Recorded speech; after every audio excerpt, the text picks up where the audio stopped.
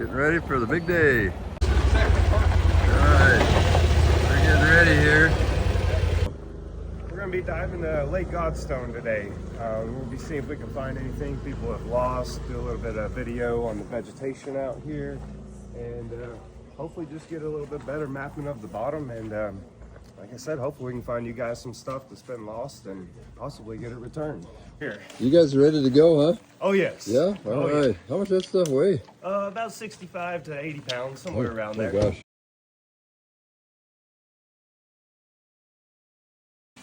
All set to go in?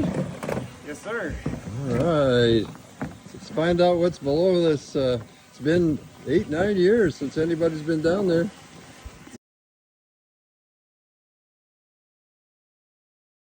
So what's that temperature down there? Temperature is 52.5 degrees. Bottom underneath the dock right here is just kind of a silty bottom. There's almost no growth. I'd say probably like 3 to 4 inches of silt or so. My watch on too low.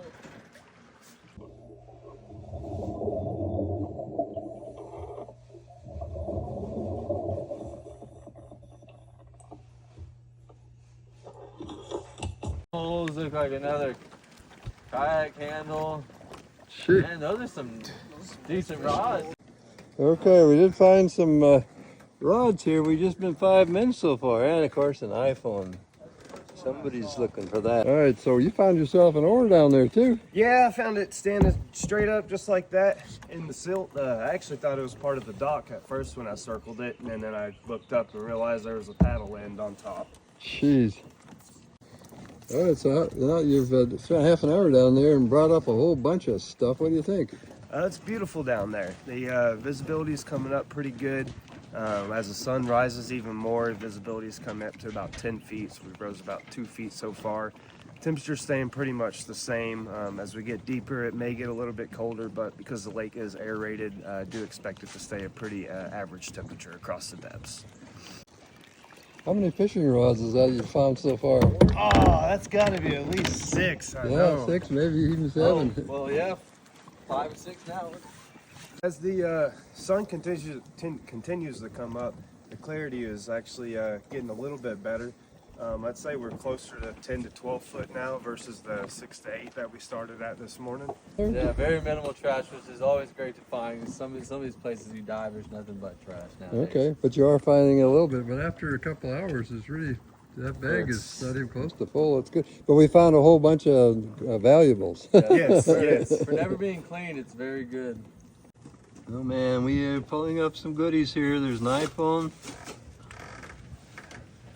There's Ashley's rock, snorkeling gear, fishing rods, sunglasses, pots. Look at that fishing rod.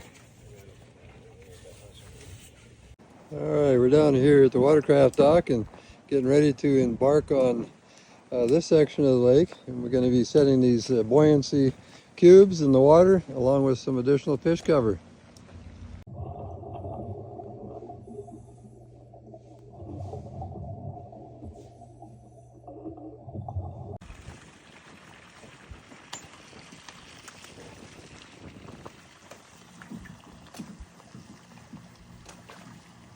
All right, trying to get that camera some anti-fog going on it there.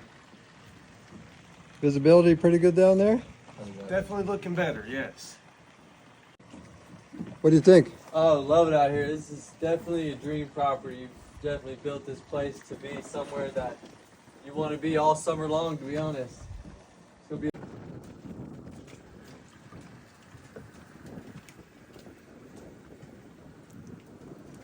Oh, swim at your own risk sign. Oh, can you post that down there while you're at it?